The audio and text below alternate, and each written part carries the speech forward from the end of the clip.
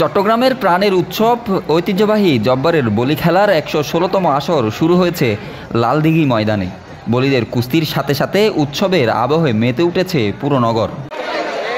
বৃহস্পতিবার বিকেল ৪টায় বেলুন উড়িয়ে বলি খেলার উদ্বোধন করেন Chattogram metropolitan police commissioner Hasib Aziz. এরপরেই শুরু হয় বলিদের শৌর্য ও কৌশলের জমজমাট লড়াই।